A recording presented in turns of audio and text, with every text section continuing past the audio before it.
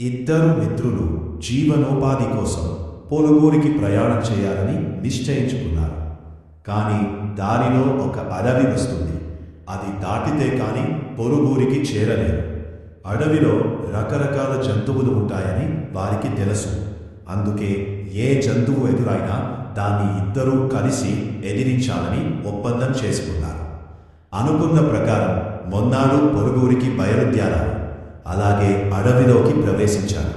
గట్టిగా ఒక్కల చేతులు మరొకరు పట్టుకుని భయంగా నడుచుకుంటూ అడవి దాటుతుంటే హఠాత్తుగా ఒక ఎలుగుబంటి కనిపించింది.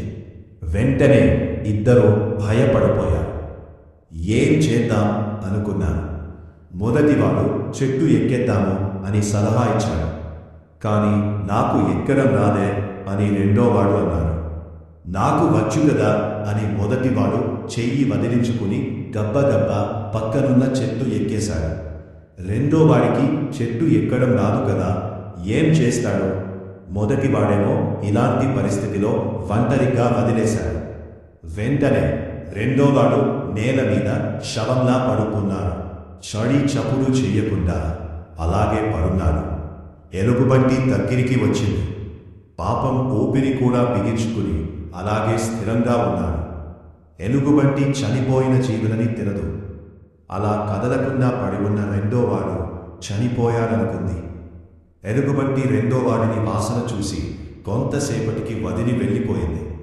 ఎలుగుబంటి వెళ్ళిపోయాక రెండోవాడికి ఉపశమనం కలిగింది. హమ్మయ్య అని మళ్ళీ ఊపిరి పీల్చుకున్నాడు. మొదటివాడు చెట్టు మించి దిగాడు. ఎలుగుబంటి రెండోవాడిని వాసన చూసినప్పుడు ఏదో చెవిలో రహస్యం చెప్పిందనుకుని మొదటివాడు అపోహపడ్డాడు. ఎలుగుబంటి నీకు అంతసేపు చెవిలో ఏమి చెప్పింది అని అడిగాడు.